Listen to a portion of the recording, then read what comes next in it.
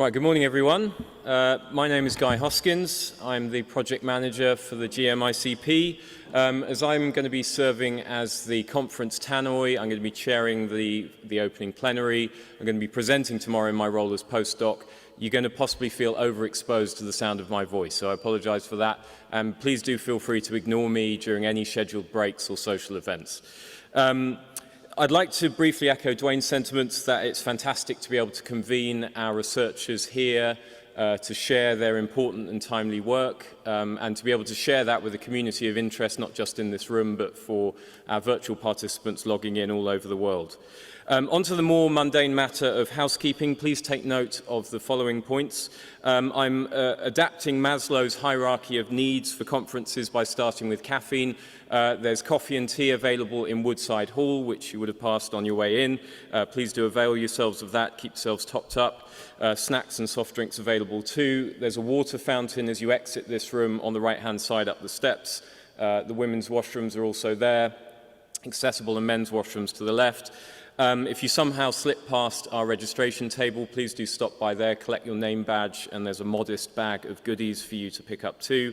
There are a couple of printed programs floating around, but in the token effort to reduce our carbon footprint, I'm going to direct you please to the digital version, which you were sent as a link in your welcome email on Monday, but please also go to our project website, gmicp.org, and you'll see a big Summer Conference 2022 link at the top, and you can see our program of events there. All of our speakers' bios are linked from that digital program, so please do take a look at that.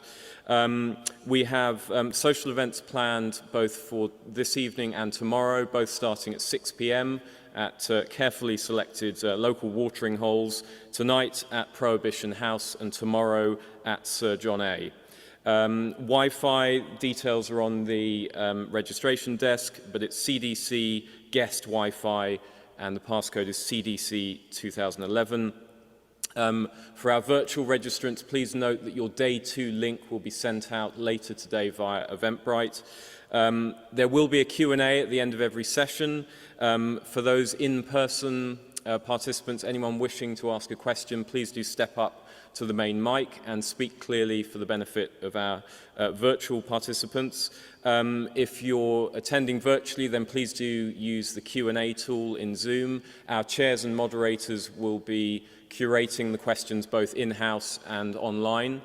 As you must now be aware from the plethora of cameras, we are recording this event and we'll be making recordings of the sessions available at a later date on our website.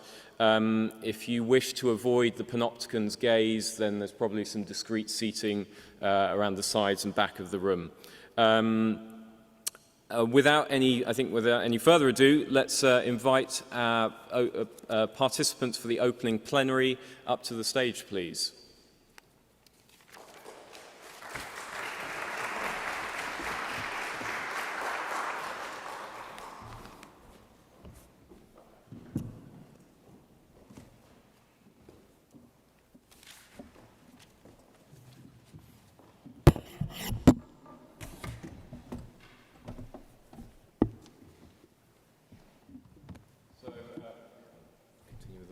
So joining us in person today, we have Ellie Noam, who is co-director of the GMICP and director of the Columbia Institute of Teleinformation.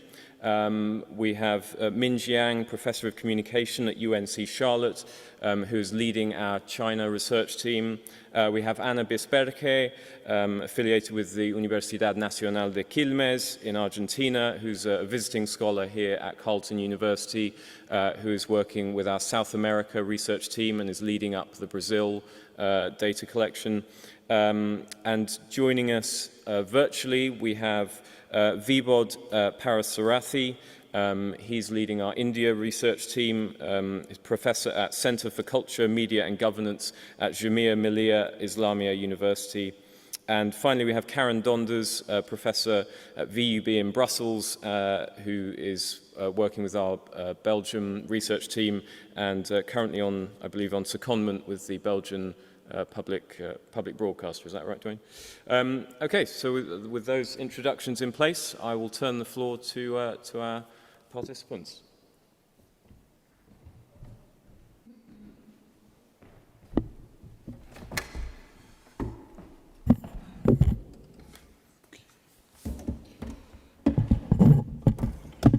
Hi, I'm Noam at Columbia University, and I directed the previous project out of which this has grown, which resulted in this report. And I'm very happy to see that it has been continued, upgraded, deepened, widened, extended enormously by Dwayne Winsek, and his team. We pay homage, this is almost French here, to your team. Thank you very much. So what I will do here today in the few minutes that I have is a little bit talk about the past and then talk about the present and a little bit about the future. Now, first, why is this important? Why is media concentration important? Dwayne already touched it. The politics are important, the economics are important, but why is it important to have a cross-national, global, international type effort here? And my answer is partly, of course, because we're interested in other countries too, but also because going cross-country, cross-national enables us to differentiate between wide global trends that affect every country and country-specific issues where there is a government, where there is a regulator, where there is a particular media mogul and baron, and so we can differentiate between the country-specific and the global trends. It is very difficult for policy to deal with global trends, with fundamental trends of technology and economics. But country-specific issues, that's a different story. And if we are able to differentiate, we can see what it is that we can do and not try too hard to deal with stuff that we cannot do. So our project, which was supported by the Open Society Institute at a much more modest level, congratulations Canada, and congratulations Dwayne, and congratulations all of us, included 13 industries, 30 countries, and the country reporters kind of did follow a common methodology, which was great, but sometimes very kind of labor-intensive for us at the center to harmonize. And then it included an enormous work on, in a way, kind of bringing all these things together. And I want to pay tribute to Jason Buckweitz here, who played such an important role and continues to do so. Now, as you know, when it comes to media concentration, there are the pessimists and the optimists. The pessimists are the ones who think that, kind of like my friend Larry Lessig at Harvard, that within a few years, he wrote, there will be only 3 media companies left. And he said this 10 years ago, and I don't think it happened. The optimists, on the other hand, have one word to respond, and they said, oh, but there's the internet now, making Rupert Murdoch and so on kind of less relevant or irrelevant. Anybody can start a blog. Well, maybe that's also an exaggerated hope, as we know. So what did we find?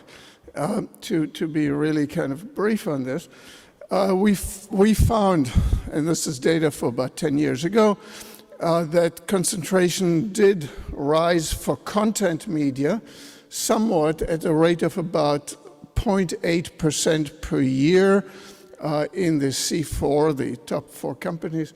Market share about 0.8 points each year, which is not insubstantial, but it actually rose faster in poorer countries than in richer countries.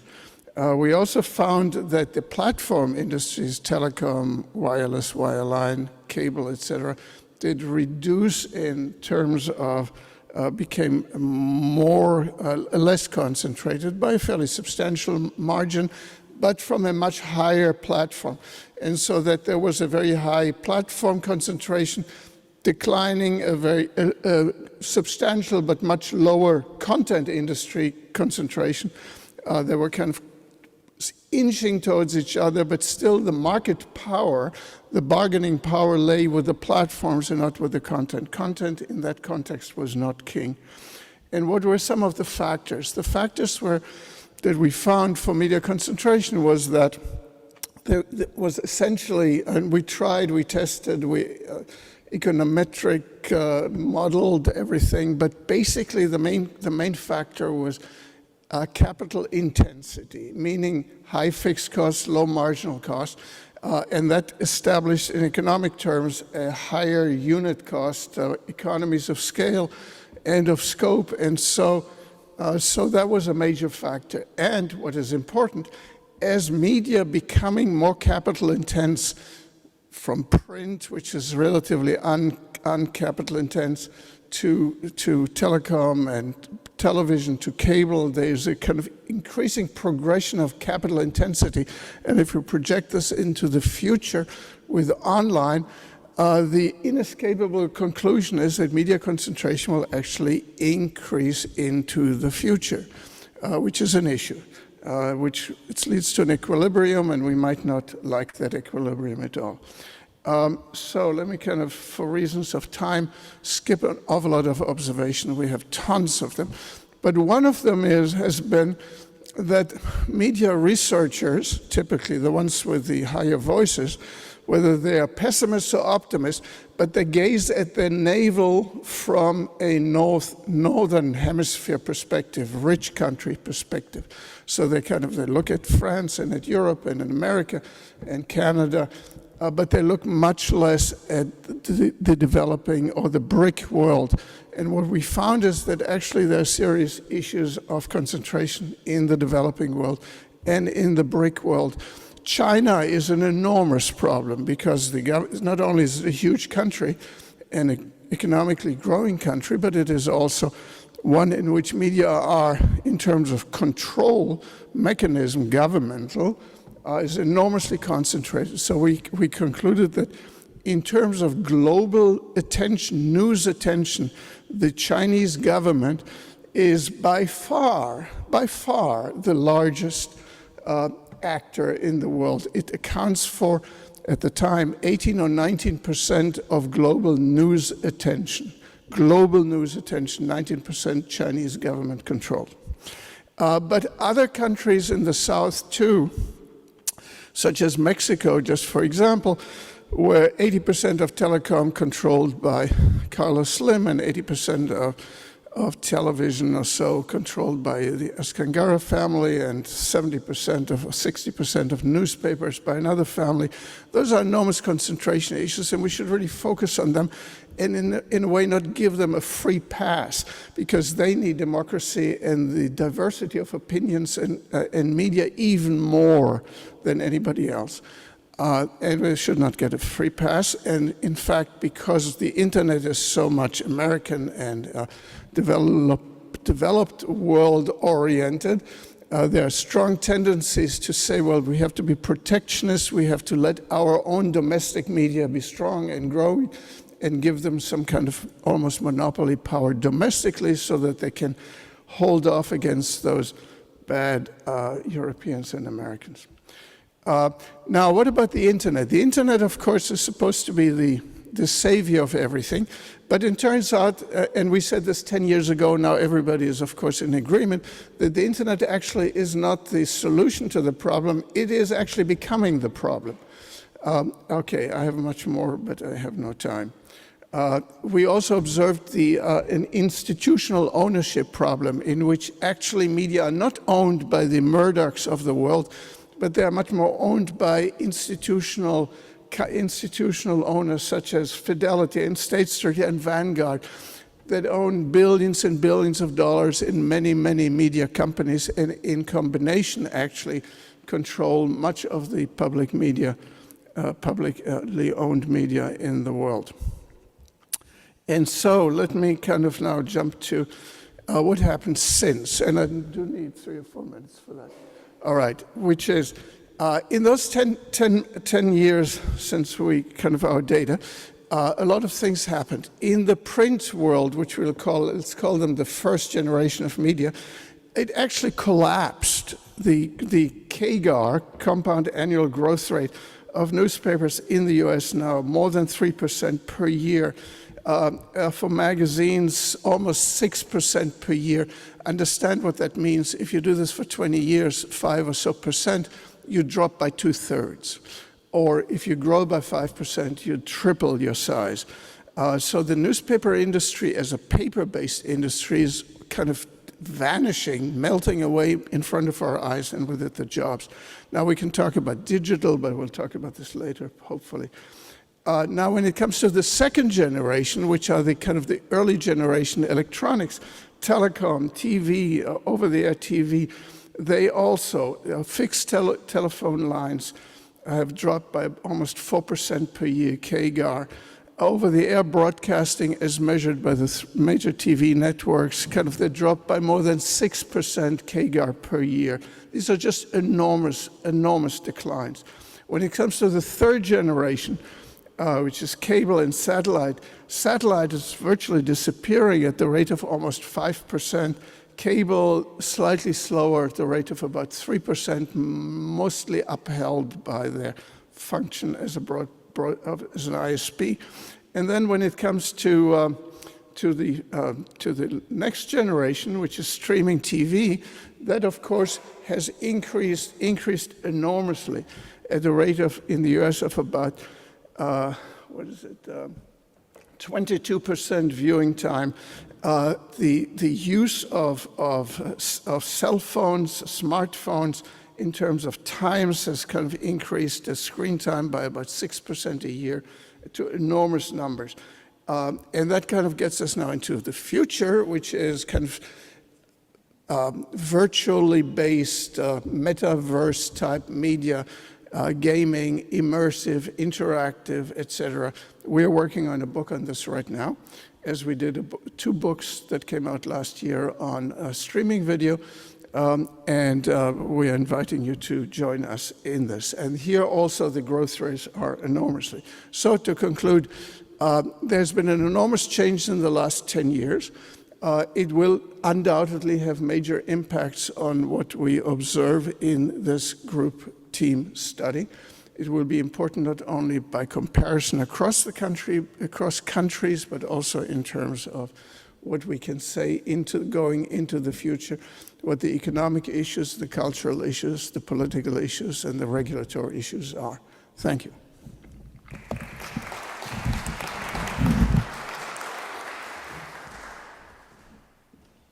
Okay, thank you very much, Ellie. And Anna, would you like to make your remarks from your chair there? Yes, great.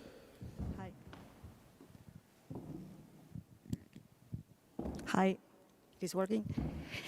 Well, thank you very much. Good morning, everyone. It is my pleasure to be here with all of you in this opening plenary session. Thank you very much, Dwayne, for the invitation. So today I'm going to share some ideas, some trends on media, telecom, and internet industries in the South Cone, basically Argentina, Brazil, and Chile, 2018-2020, in the period 2018-2020. And this is part of the work that we've been doing with the team led by Guillermo Mastrini and Martín Becerra, together with my colleagues Ornella Carboni, Agustín Espada, and myself. First slide, please. Thanks. So during my presentation, I'll be discussing 13 industries, but in this first slide, I present some data from 9 industries. That is wireless, wireline, internet service provider, pay TV, programming services, online video services, online news media, newspapers, and all the ones that you can read there. So basically, what we have here are the total revenues of all these 9 industries, and several outcomes stand out. First, what we can say is that there is a clear shift from traditional industries to digital.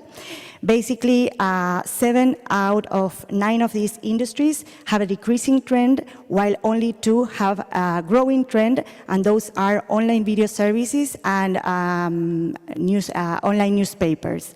For online video services, Chile showed the most impressive growth with an average in the period 2018-2020 of 84%, followed by Brazil with 37% and Argentina with 28%.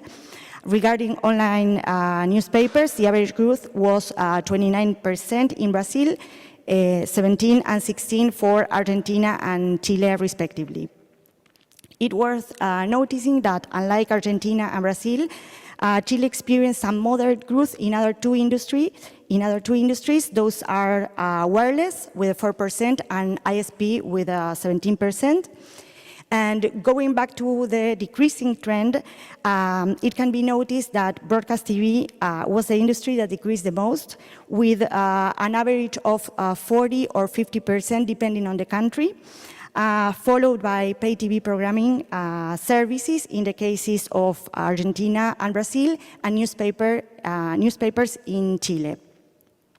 Multi-channel video distribution fell at an intermediate level with approx 15 to 20% in the three countries, as newspapers did in Argentina and Brazil, and programming services in Chile. ISPs had the modest fall in Argentina and Brazil with less than 6%. 6%, sorry. So please moving to the second slide. So that was the picture of 9 industries.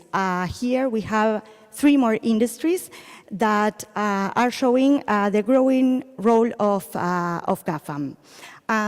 Here what we have are metrics on page views, not unique visitors.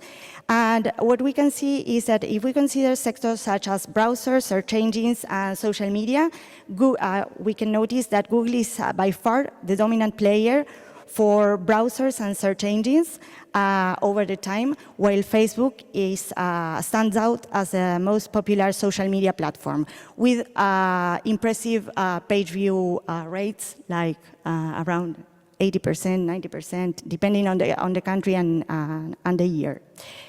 Moving to our third slide. Thanks. So here we have the picture of online advertising and access to news content and sources of information. It is not new that digital expenditure is taking over traditional media. In the South Cone, digital advertising average grew to an average of 35%, and that's the same rate in Latin America as a whole. Chile and Brazil had an average growth of 38 and 37% respectively, while in Argentina the average growth of digital advertising was 22%. This shift from traditional industries to digital, in terms of advertising, has a major impact in newspapers, both in terms of consumption as well as in business models. The main method for accessing news content in the Southern Cone, is online, basically through social media. Facebook and WhatsApp, both owned by Meta, are the most popular services. However, if we take a look at the sources of information, they remain being national news outlets. Either they are traditional or digital native media. In that case, we can mention in Argentina not only Clarín and La Nación, but also Vibodh, which is a digital native media. Or in Brazil, we have Globo, but we also have Wall. In Chile, we have El Mercurio, Omega, La Tercera, but we have 24 hours online. In Spanish, 24 horas online. So this is in terms of information or access to information. But if we take a look at the business model, what we see is that GAFAM, basically Google and Facebook, are on the one hand the biggest problem for newspapers, but at the same time, newspapers are getting finance from these two platforms in the South Cone. And what we have is that according to a Netzpolitik organization, almost more than 200 media are being financed, news media outlets are being financed in Argentina. Almost 400 media are being financed by Google News Showcase in Brazil and 47 media in Chile. The thing is that, most of these media belong to the same media conglomerate. So I have a last slide, but perhaps we could leave that for the Q&A. And this is related with regulatory debates, emerging regulatory debates to counteract internet platforms' power in Latin America. But I can leave that for the Q&A. So thank you very much.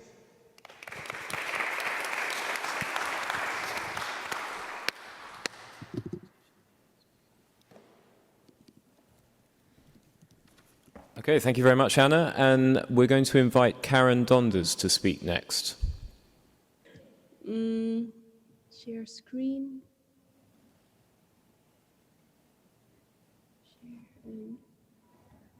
Okay, let's go.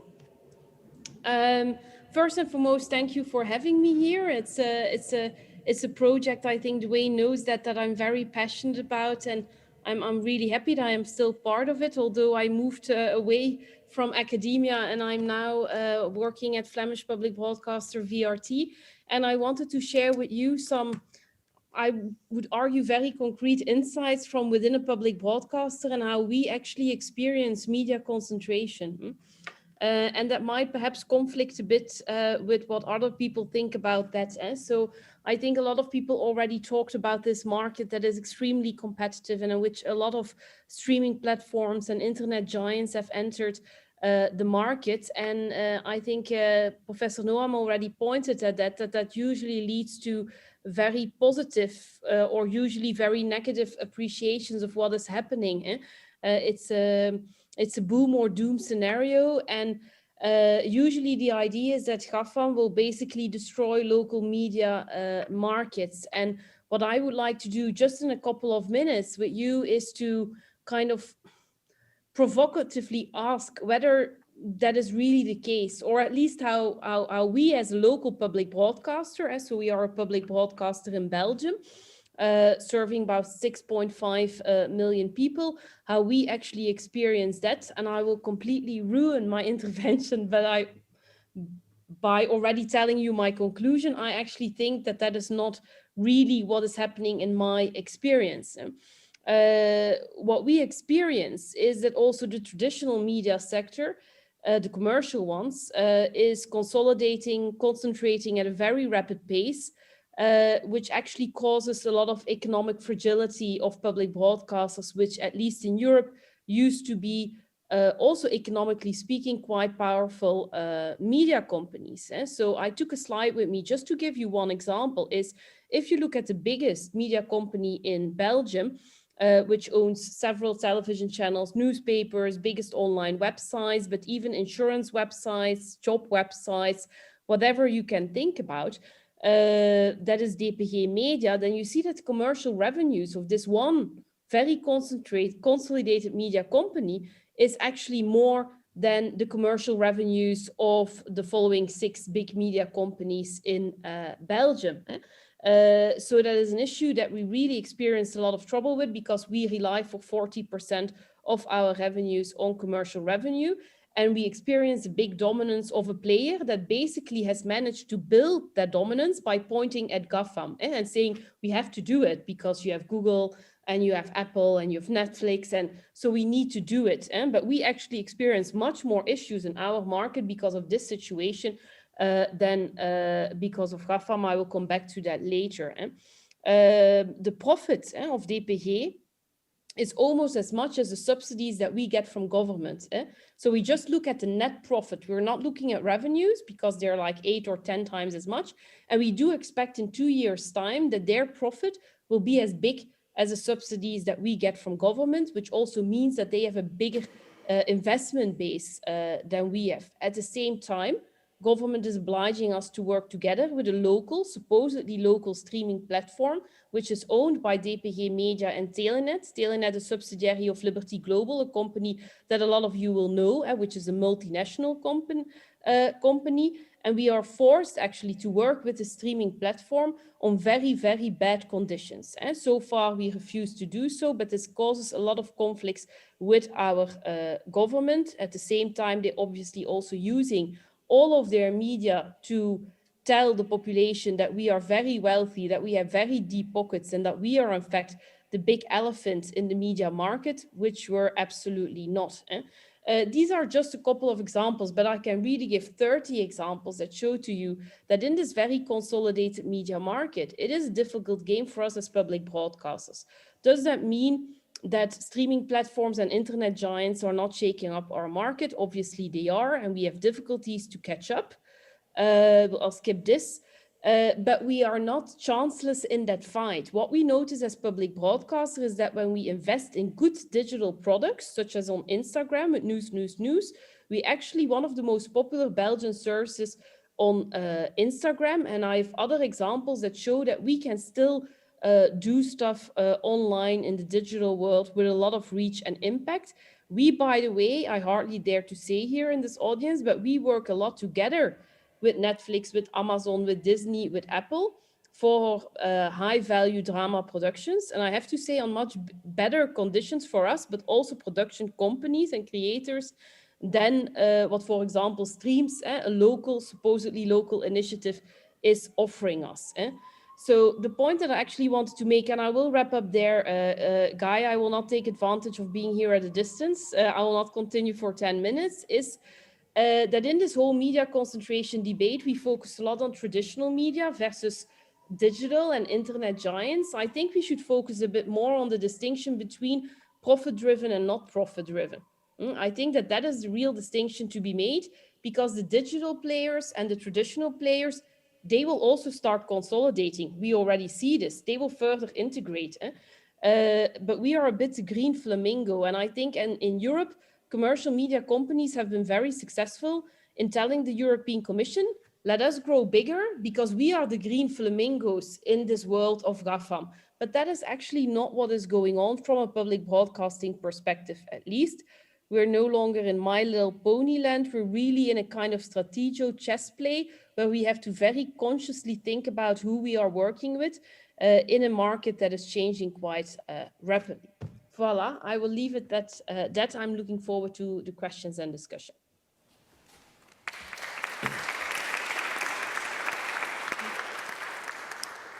Karen Donders, thank you very much. And I'll invite Jiang to speak next. Just after, a very quick reminder to anyone logged in on Zoom, please do use the Q&A tool and submit questions at any time. Thank you. Okay. Hi, my name is Jiang. I'm professor of communication studies from UNC Charlotte. And I'm the lead on the China team. Thank you, Dwayne. Thank you, Guy, Blue, Agnes, and the entire Canadian team for bringing all of us together for this dialogue and conversation today. I'll use the next 5 to 6 minutes to speak on 3 issues from a Chinese perspective. The 3 issues, number 1, the Chinese case for digital platform concentration, ownership and control. And second, how the Chinese case can be situated in the global picture of media ownership and control. And 3, the last one I plan to speak on is about the relationship between geopolitics and its impact to media concentration, ownership and control. I must say that the observations here are from more of a macro perspective. I'm trying to outline 3 big issues, perhaps for the group to think about. So the first issue is the Chinese case of media ownership and control, especially in the digital platform area. In a media market governed by a one-party state, the world's largest one-party state, China presents a very intriguing case. 20 years ago, if I were to tell people that China is going to become a global digital superpower, people will laugh at me. Nobody would believe that would be the case. Yet today, China has developed the owning digital technological ecosystem that can rival Silicon Valley. in both scale and sophistication. So TikTok, for instance, is a case in point. It's a brand new digital media platform. 5 years ago, it was widely unknown. Today, it is a dominant force in not only in China, but global streaming short video services. Overall, there's a high degree of concentration of digital media on a global level. If you look at the world's top 20 media firms or digital platforms, 20 of them by market capitalization, almost all of them are concentrated or headquartered in either the United States or China, with the only exception of Sony.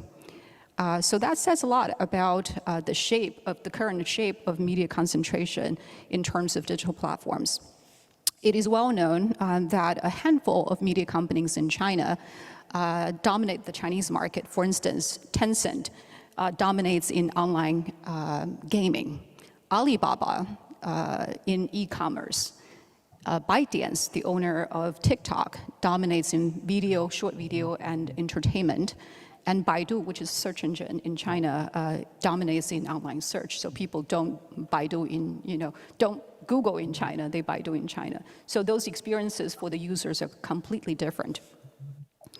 So the division of labor, I must say, it is also worth to note that the just mentioned companies, which are essential drivers of China's emerging and growing digital economy, are all privately owned. They are also traded on the global stock market.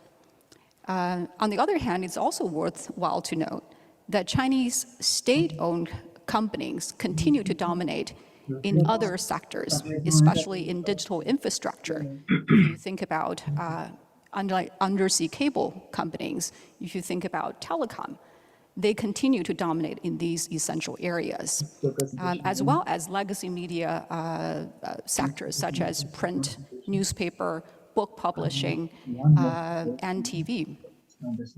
So this division of labor in China, at least, is by design, right? While the Chinese party state doesn't own these private Chinese digital platforms, it wields immense power over how they're regulated and how they are controlled. In a way that is unimaginable, actually, in many Western markets or countries. A large Chinese company, for example, a search engine, Baidu, can be publicly shamed through Chinese official media, which can cause its market capitalization die by 10% easily in a week. So there are many, many instruments that the Chinese party state can use, and are at the Chinese party state's disposal to regulate, to influence, to control private media sectors in China. So this is an issue I'm happy to talk more about with my research assistant, Xiaofei, tomorrow when we speak about digital platform antitrust issues in China. So the second issue I want to highlight here is how does the Chinese case, for instance here, relate to the global picture? In a global wave of neoliberalism, where more and more state media and public service media we've heard about have become privatized and commercialized, the Chinese case might be an outlier or an exception here. This is not to say it's Chinese media, either official media or its private media are not highly commercialized or highly market-oriented. However, China is a country where the country has both strong state-owned media as well as strong privately state-directed media. I think this is an important point. Compared to highly commercialized and privatized cases in the United States, where, for example, Amazon, Google, Facebook own their own online sea cables, where the likes of AT&T, Verizon, T-Mobile operate telecom, Chinese state media companies dominate in very important sectors, so they own a lot of the assets in these sectors. In various other digital media sectors where Alibaba, Tencent, and TikTok dominate, the Chinese government adopts a party-directed media approach in Chinese parlance, 党管媒体. So the media have to be conducted and directed, sometimes assigned specific sectors for these companies to develop, which is very peculiar, I think, compared to many other countries. So the third issue I want to highlight here quickly is how geopolitics might impact the shape of digital media ownership, concentration, and control. I think it's probably an issue that's on the horizon if we think about the rising tensions between China and the United States. If China and the United States dominate in global digital platforms and markets, I think it's worthwhile to think about how in the future we may be headed towards a bifurcated internet or digital media landscape where many countries may be compelled to choose either the US, the American, or the Chinese service as the technological tensions between these two countries are heating up. And it also has a very, I think, serious implications for the issues we're talking about here, which is media concentration and media control and ownership. Of course, countries might have different approaches to this, and their answers to this, I think, imminent question might be something along the lines, we don't want to choose. we want to be able to choose services as we like without the geopolitical tensions from these two countries. For instance, India recently, tried to seek independence, actually banned 58 Chinese apps, including TikTok, right? And so India might have a different response, let's say, from Italy or from other countries. But this is I think, a case that a lot of countries might have to contemplate when they are caught in the crosshair of a tectonic shift in global geopolitics. So those are the three issues I'm presenting here for the group to think about. Thank you.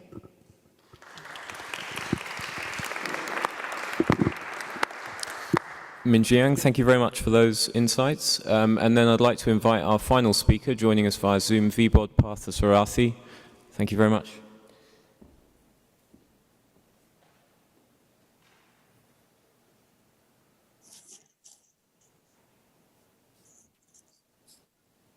Yeah, excuse me. The perennial question first, can I be heard? That's, thanks, Karen. Yeah. So thanks for having me at this as part of this program. And I mean, Dwayne knows my interest and passion on work on this over the last many years. Yeah, I've taken the brief literally in terms of providing headlines, not really providing arguments in terms of why we see what we actually see in the Indian media markets. And there are two broad sets of observations that I'm sharing here. One is in terms of the traits of the Indian media market, and the second bunch is on certain peculiar regulatory traits. And perhaps between the two of them, one will get a sense of the nature of the media landscape here, the kinds of challenges that researching such a landscape would as well throw open to all of us. Quite clearly, the sort of first big point is in terms of thinking about the media market in terms of a hybrid landscape here. So I never really talk about digital sort of migration as being talked about in most economies, but in terms of digital expansion. I mean, there's no clear evidence to show that the expansion of audiences and revenues by digital media are at the cost of that in traditional media. And that's because revenues and audiences are still rising both in print and in television here, although revenues are rising at low rates of growth here. But also in terms of the sheer size of markets, I mean, television audiences are close to 800 million there. compared to the OTT audiences, which is about 350 million, which itself, in the estimate of many of us, is a highly over-amplified enumeration of OTT audiences here. But talking about the OTT landscape itself, one sees certain elements of continuity and change in this kind of market here. One big element of change compared to broadcasting is that the regional language OTT content is finding audiences across the country. And the same trend is happening in cinema as well, but not in broadcasting. Audiences of broadcasting are still bound in their regionally defined linguistic markets. Over half the videos that are consumed online are actually produced by broadcasters, one way or the other. And this is quite significant as a kind of data point, which actually I came across only last week here. And I still need to sort of think more about this here. That what does it say about the interplay between the OTT and the broadcast markets, between the new media and the so-called traditional media?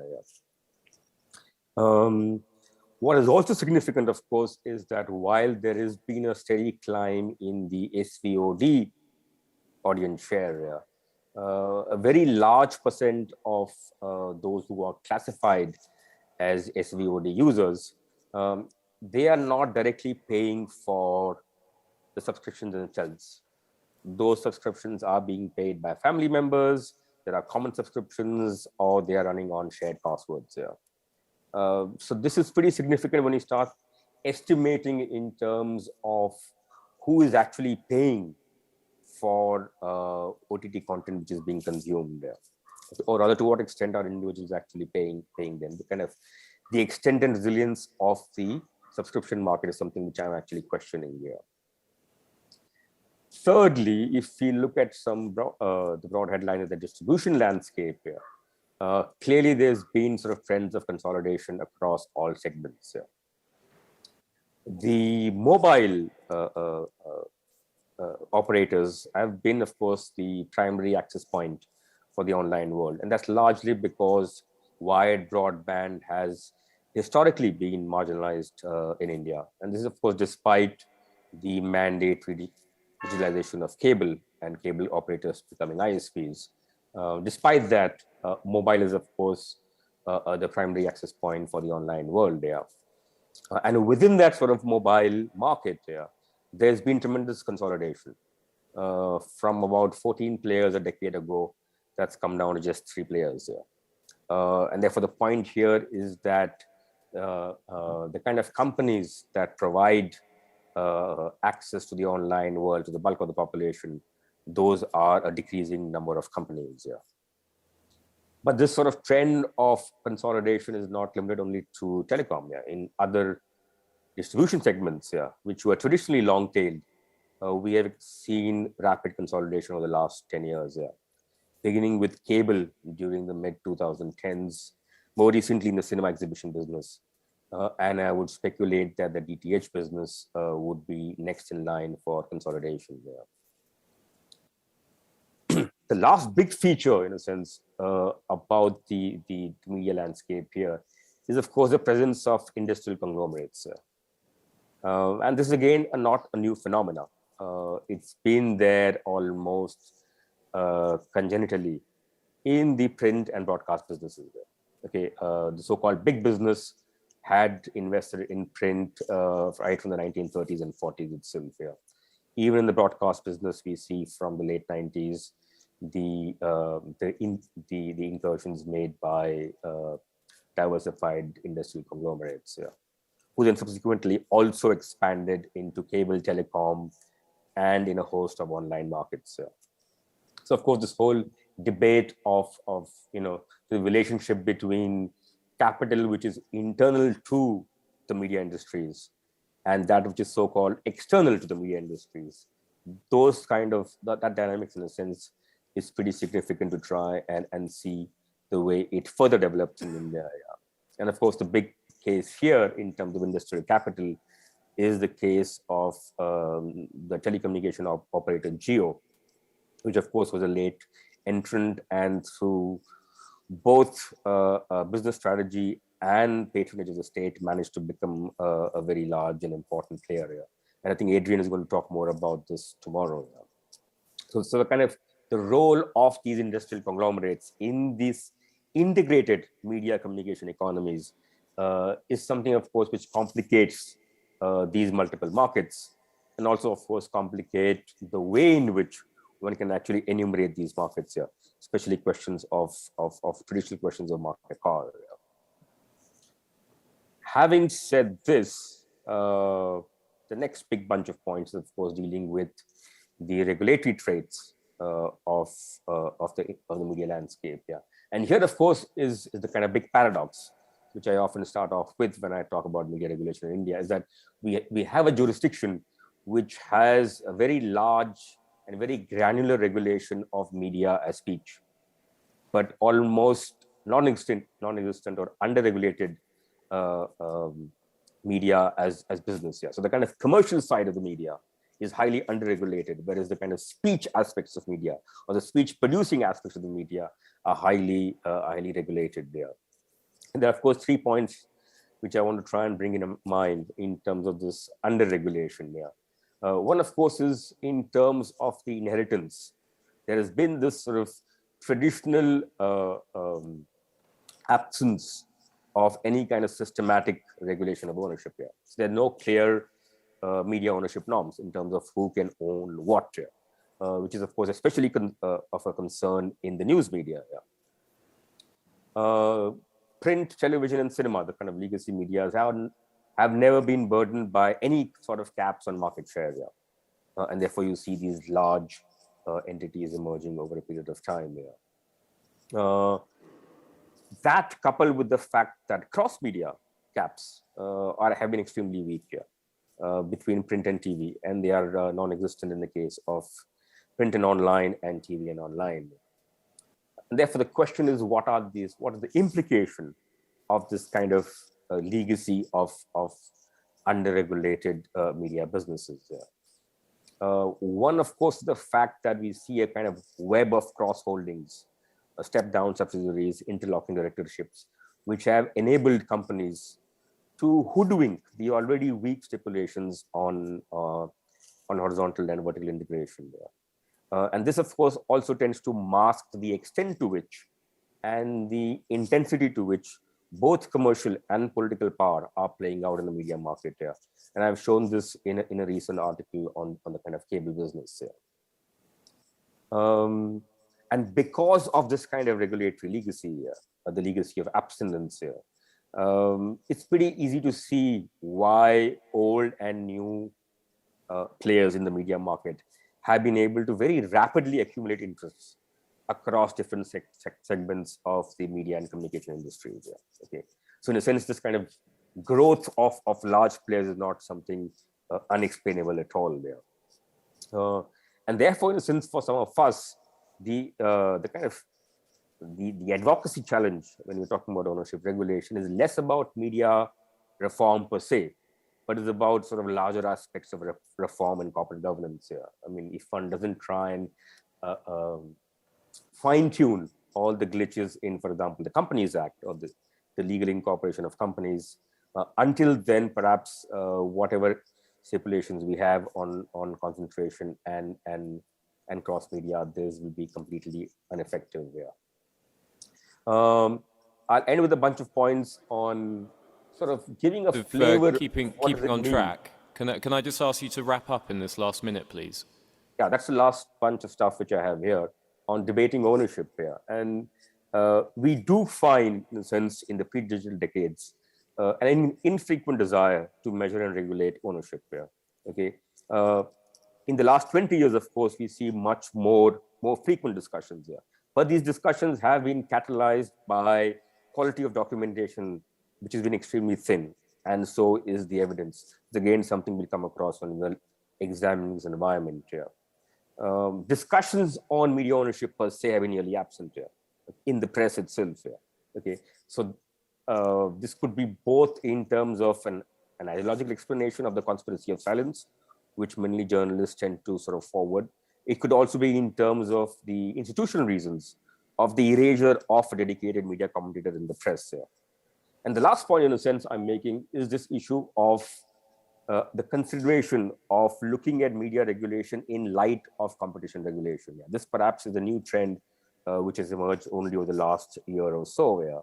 And this trend, in a sense, has been catalyzed by competition challenges in digital media, spurred by geopolitics, what the previous speaker was alluding to, rather than competition sort of challenges in the legacy media itself here. But of course, these issues of trying to merge media regulation with competition regulation are caught in institutional and organizational turf wars here. And I guess this is a scenario which is happening elsewhere as well. Thanks very much. Okay, well, thank you very much. I don't see any questions coming up on Zoom yet, but I do invite everyone who's logged in to please do submit those questions using the Q&A tool. But I would ask anyone in the audience here today who has a question to please step up to the mic.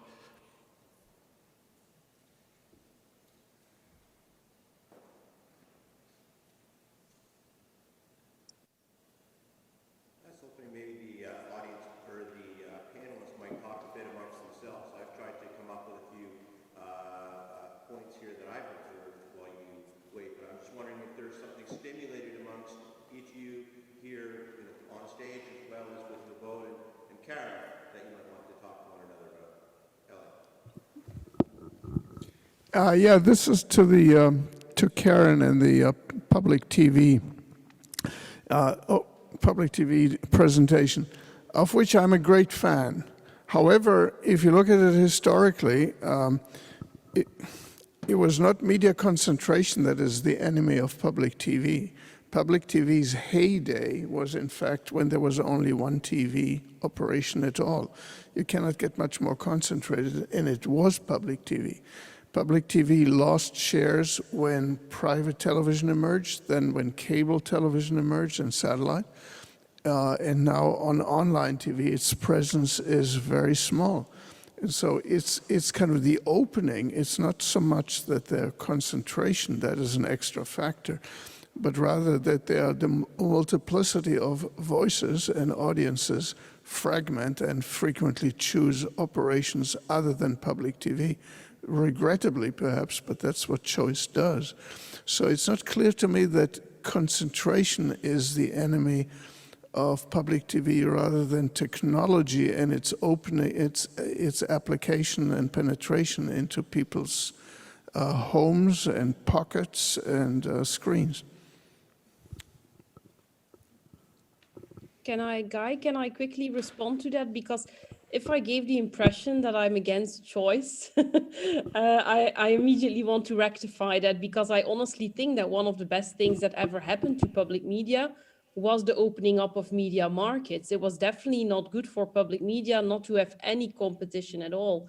But it basically is very difficult if you have a very limited budget and players around you become bigger and bigger and bigger because of media concentration, to compete with equal arms for the attention of the audience while we still have a public mission to achieve. And I think that was more or less the main argument that I wanted to make. Thank you, Karen. Any other questions from the audience here? Blue, could you bring the mic down to Dwayne? I think he had something he'd like to say. Thank you.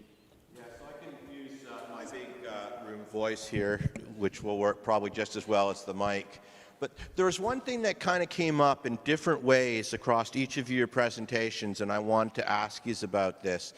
It was this idea, there's two things that seem to be going on here. One is we've got kind of diversification of large players, in particular when we look at GAFM. We see the diversification of their operations through acquisitions, internally generated expansion. This seems to be the case if we look at Alibaba or Tencent, or if it's Meta and Google and so on. So the kind of the growth into becoming more diversified conglomerates in their own form, right? But then there was something that was mentioned as well by Vibodh, and he talked about this idea of external capital entering into the media industry, and he held up Rio as an example. Ellie, you talked about the idea of institutional investors and, who are some of the biggest owners of the media today. It isn't the media mogul, but rather it's investment funds, private equity funds, banks, and so on that hold significant stakes. I think I want to ask, first of all, Anna, to what extent we can see this idea of diversification of large players within South American communication and media markets, as well as the kind of influx of what Vibodh called external capital. And I thought if each of you might reflect a little bit upon both these processes. Do I have it right? Am I mixing something up? And the significance that you see, and is this new or is it old? I have some ideas, but I wanted to maybe start with Anna and then see if that question helps out. What we see in the South Cone is that the biggest media conglomerates, they don't have like institutional capital or other kind of capital, but they are mostly family-owned companies. In Argentina, we have the merger between Clarín and Telecom, which now is a national company. Telecom had Italian capital and France capital, and now it's Argentine capital. But we don't have in the big media, we don't have that much of that kind of capital, but family-owned media, traditional media. Okay. All right. Thanks. So that's an interesting thing that I think we do see these differences in different regions around the world is the resilience of the media mogul type, right? And so it seems to me that in Latin America, that it's been a kind of a persistent figure on the scene, whereas elsewhere it may have. But I'll back off. Ellie, did you have? No. Okay. Yeah, maybe it's kind of hard to decide which one is more of a problem, the institutional owners or the traditional family owners. And to which I want to add a third category, which is industrial conglomerates for whom media is just a wrinkle in their overall holdings. And that, to me, actually is the worst of problems, because that means that they leverage the media megaphone for their other industrial interests, and therefore receive a potentially favorable governmental regulatory treatment for their main economics, and media is only the kind of the club in which they can kind of beat up the political system. But when it comes to institutional owners, the problem would be that they are remote, that they're interested in short-term profits typically, and that's the negative. And they have no local roots, as it were. Now that's negative. On the other, so one almost tries to nostalgically look for these families that have this sense of noblesse oblige and public involvement, and we are part of the community, which sounds really good, except it sounds also very feudalistic, doesn't it? Kind of like we are the landowners, but we are really nice to the peasants too, because they're kind of our neighbors. So I'm not quite sure which one I like better, the kind of or even less, the pure kind of capitalist Wall Streety type ownership with its problems, or the kind of the local media baron that rules the state or the province or the local community because they are the owners of the newspaper for several generations. So I just want to make a quick statement here, executive privilege, and say, look, we got started a little bit late, so we're going to run this baby about 5 minutes over, all right, and then we'll clip some other time from somewhere else. So I just wanted to, Jason Buckwaits, by the way. Hi, everybody. I just wanted to jump in and to basically double back on Professor Noam's point. One of the things that you're noticing, at least in new media, is this concept of split ownership, where you're having a very small ownership percentage that has a very large voting share. You see this with Zuckerberg with Facebook, the Google boys with Google or Alphabet, Elon Musk with Twitter, and so on and so forth, where they don't own much in equity terms, but they have a very outsized portion of control, which is really important from a founder position, and that's great in new media. The question for something like that, though, is how does that work out long term? When the Google boys have left Google and have left this earth, who then runs the company? How does that then translate? And then does that become institutional ownership or family ownership? Do they will their shares to their children and their children's children? And do those companies necessarily want those people having an outsized control of the company?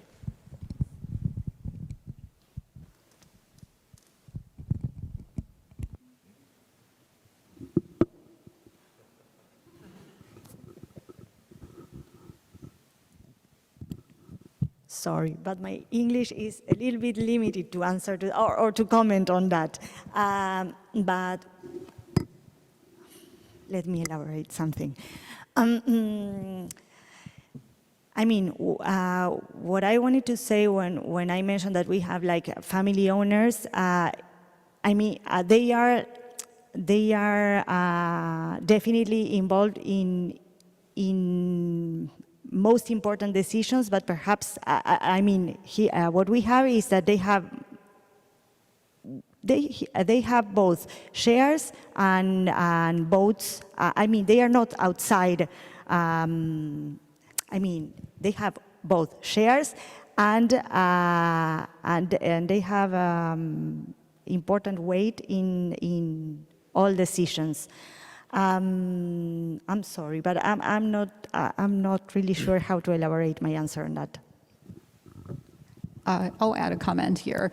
I will echo what Eli mentioned. The key word here is feudal. In the Chinese case or in the American case, it's a small number of people or a small number of institutions or small number of governments who are in, if not owning, but also influencing or controlling the media operations. In the Chinese case, you could say, to some extent, is feudalistic too. And what is happening in China, I think, is really interesting in terms of the state not only wants to own certain sectors of media, such as telecom, such as underland sea cables. They're also interested in directing, if not owning entirely, Chinese media corporations for strategic reasons, for geopolitical reasons. And so you see, in the Chinese case at least, there are two types. One is state-owned media. The other type is state-directed media. In a recent case, for instance, the state decided, the big Chinese corporations and digital platforms are not doing enough. So they're compelling, through various kinds of regulatory instruments, that ask these media companies to invest in more smaller, for example, enterprises for competition, for diversification of these different operations. They're also asking, in some instances, a voting, voice and share on the board of these corporations. So the Chinese state is heavily invested in not only owning certain media sectors, but also directing media sectors. So, for instance, Alibaba might be asked to develop, cloud computing. Another Chinese company is given the sort of almost monopoly to develop in another sector, such as, self-driving cars. So these are state-orchestrated development, which is very, very different from sort of the, free market, market-oriented development model that we see elsewhere. So I think in the Chinese case, it is feudalistic, but it's directed to a large extent by the Chinese state. Thank you very much, Min. We just have a couple of minutes left, and we've got 3 questions coming in on Zoom, so I'm just going to give voice to one of those. We've got a question here from Cameron McTurnan, which is addressed to all of our panelists, and I'll ask, Vibodh, you haven't had a chance to speak yet in the Q&A, so I'll ask if you'd like to address this first. I was wondering if any of the panelists were happy to share their sense of the civic awareness of media concentration as an issue in their region. Is it a concern shared by everyday citizens or a more niche concern? Thanks for this question. I mean, this is something which is, some of us have been obsessing about in terms of why something which is thought to be so important by academics is not very much part of everyday discussion there. Okay. And I mean, there are various kind of arguments in terms of there's a kind of consumer awareness argument there. Okay, to what extent are consumers aware of the kind of products that they are sold there? Are consumers bothered about who owns the toothpaste that they buy? Okay, if they are not, then it's also likely that they are not bothered about the kind of news that they are buying and so on and so forth. So that's one sort of issue here. The other issue, in a sense, also goes back to the fact that what's the kind of information available in the public domain that could then catalyze such kind of discussion there. Okay, so that for me are the kind of 2 different ways to understand this issue of civic awareness. What's the motivation? Okay, and B, what's the kind of ground around which awareness can be built there? Okay, thank you very much. I suspect there'll be many more comments we could make to that question. It's a great question, but unfortunately we do have to wrap up now to keep things on track. So thank you very much to our plenary speakers, both here and in the room and joining us via Zoom. And thank you very much. And we'll take a 10-minute break and reconvene with our first panel at 10:30. Thank you very much.